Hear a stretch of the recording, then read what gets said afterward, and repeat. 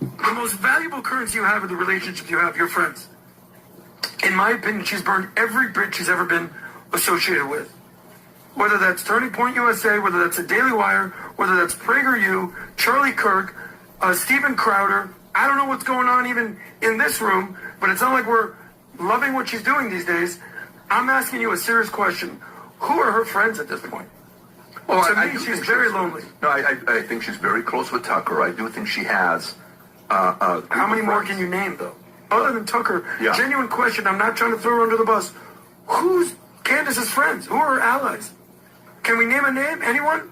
Oh, anyone? She's got more than you would believe. Name a name. No, she's got a lot of them. I'm sure that there's Twitter army out there. Yeah, but what famous names advocates are saying, I'm with Candace?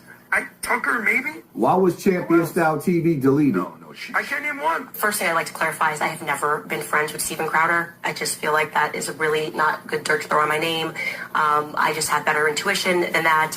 Secondly, my friend Charlie Kirk just got shot in the neck, hence the reason we're doing this entire podcast investigation into what actually happened on that day. Now, you seem to be naming employers regarding the Daily Wire. I am still friends with every single one of my colleagues that I was friends when I went in there.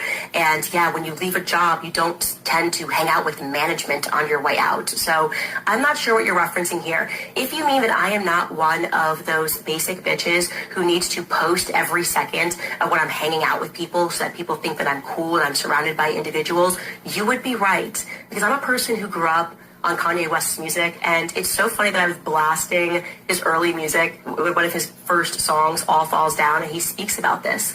This is how they create the Matrix. Insecure men speak like that, okay?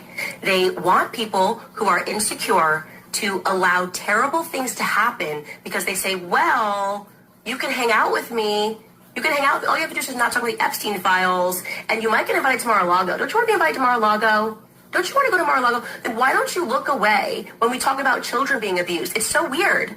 Like, don't you want to have, like, really all of the invites to Mar-a-Lago?